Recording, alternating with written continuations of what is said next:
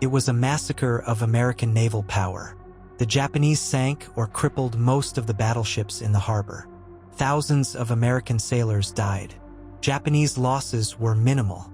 It was one of the most complete surprise attacks in modern history.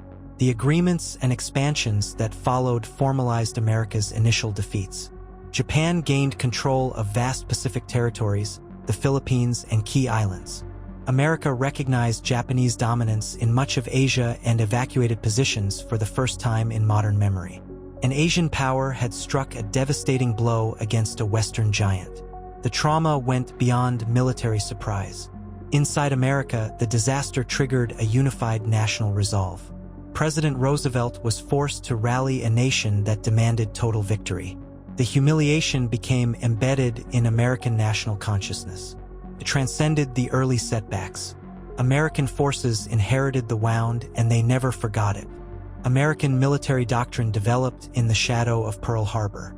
The U.S. Navy's emphasis on carrier task forces, amphibious operations, and what they called island hopping reflected a determination to never again suffer from the surprise, poor preparedness, and technological setbacks that had doomed the initial defenses. American commanders studied the failures at Pearl Harbor the way captains study fatal errors at sea. They would not repeat them. When Admiral Chester Nimitz and General Douglas MacArthur planned the decisive counteroffensives, they made the revenge explicit. American propaganda and military orders referenced settling accounts for 1941. The recapture of key symbolic positions was given priority attention despite limited military value in some cases. American forces would deliberately raise the stars and stripes over positions where American defeat had begun years earlier. The symbolic reversal of Pearl Harbor became as important as the military objectives. This was not just a campaign. It was the erasure of national shame. But revenge requires an enemy, and by August 1945, the once fearsome Japanese Imperial Army and Navy that had terrorized the Pacific was no longer what it seemed. Japan's reputation was built on brutality and early victories, but reputations can outlive reality. By the summer of 1945, the force that Tokyo still called its elite Pacific Army was a hollow shell wearing the uniform of its former self. The Japanese forces had originated as expansionist units across Asia and the Pacific. By the 1930s-40s, they had evolved into Japan's primary instrument of imperial conquest. At its peak, Japanese armies numbered over 700,000 men in key theaters and included some of their finest infantry, naval, and air units. But that was before the Pacific War consumed everything. As American forces island hopped toward the Japanese home islands, Tokyo stripped its forward armies of their best divisions, equipment, and experienced personnel. Elite units were redeployed to desperate defenses in the Philippines, Okinawa, and the home islands themselves. What remained in key areas by August 1945 was a facade. The numbers told the story of decay. Of many divisions, only a fraction were considered combat-ready. The rest consisted of poorly trained conscripts, reservists, and rear echelon support personnel. Many units existed only on paper. The Army's nominal strength was massive, but only about 600,000 were actually available, and most of those were undertrained and under-equipped. The equipment disparity was staggering. Japanese forces fielded obsolete tanks and light armor with thin protection and weak guns. They were no match for modern American armor and carrier aircraft. Their air force was crippled by fuel shortages. Japanese defensive doctrine remained rooted in earlier concepts. Despite intelligence awareness of American mobile and carrier warfare capabilities, their plans relied on static fortifications and linear defense. They had constructed defensive lines designed to stop frontal assaults. Many of these fortifications were incomplete or poorly maintained. The doctrine emphasized holding ground rather than elastic defense. There were no strategic reserves capable of effective counterattacking. Senior Japanese officers knew they faced a superior enemy, but knowing and adapting were different things. They lacked the ships, aircraft, fuel, and training to implement modern defense. They were forced to prepare for a war they knew they could not win using tactics they knew were obsolete. Morale was fragile. Soldiers knew Japan was losing the war. Cities were burning under American bombs. The Navy was destroyed. Defeat was visible on the horizon. Yet they were expected to defend vast territories against an enemy whose strength they could only guess at. Against this phantom force, the Americans were about to unleash a form of warfare the Japanese had never experienced and could never have prepared for. The early Pacific battles had taught the Americans how to fight modern war through years of blood. Now the Japanese would face the graduates.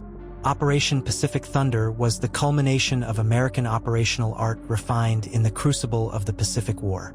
Admiral Nimitz and General MacArthur coordinated massive forces in a campaign designed to annihilate Japanese units through simultaneous multi-axis attacks, deep penetration, and relentless tempo. The American force was overwhelming. Hundreds of thousands of troops, thousands of tanks and amphibious vehicles, massive artillery support, and thousands of aircraft from carriers and bases. The disparity was crushing. American naval and air power outnumbered Japanese forces dramatically, and the quality gap was even larger. American carriers, Hellcat fighters, and advanced tanks faced obsolete Japanese designs. In some sectors, American firepower enjoyed overwhelming advantages.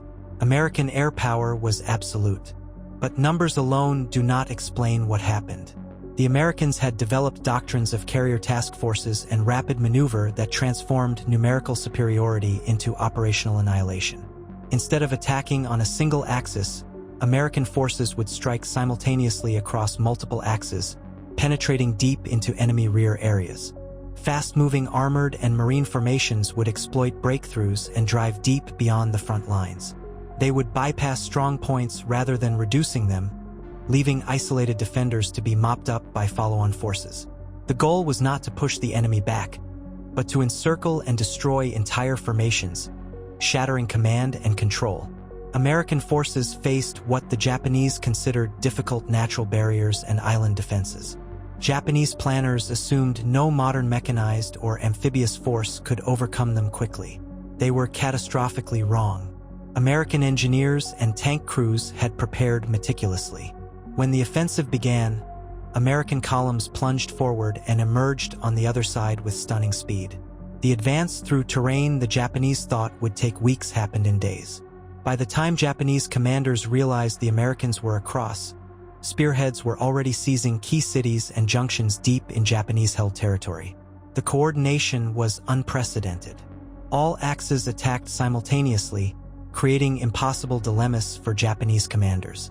Japanese defenses were crumbling. The speed of collapse shocked even American commanders. Japanese static defensive positions were simply bypassed. American maneuver groups punched through and raced into the rear. Communications collapsed almost immediately. Japanese commanders lost contact with forward units and had no reserves to plug breaches. Units that had been preparing for frontal defense suddenly found American armor and aircraft in their rear areas. The tempo of operations was beyond anything Japanese officers had experienced. What followed was a pursuit unlike anything seen in the Pacific. From the start of the operation to its end, the American military machine achieved one of the most lopsided victories in modern warfare. American losses were relatively light. Japanese losses were catastrophic. Tens of thousands killed and hundreds of thousands taken prisoner. The kill ratio approached 30-1. American forces advanced faster than in any previous Pacific operation. Territorial gains were measured in hundreds of kilometers. The pace exceeded even the most successful campaigns. The mechanization and carrier power that had fought across the Pacific now crushed Japanese forces with even greater ease. American commanders noted the stark contrast with earlier fighting. The Japanese positions melted away before our forces. Organized Japanese resistance collapsed. By the end of the campaign, key objectives were seized. The once proud Japanese forces in the theater ceased to exist as a fighting force. American forces deliberately raised the flag over symbolically important positions. The moment was captured in photographs and newsreels. American propaganda made it the emotional centerpiece of victory celebrations. The revenge narrative was explicit. The campaign was framed as the redemption of national honor. The recapture symbolized the complete reversal. The campaign demonstrated American military supremacy in the Pacific and established the United States as the dominant power. The reversal was total.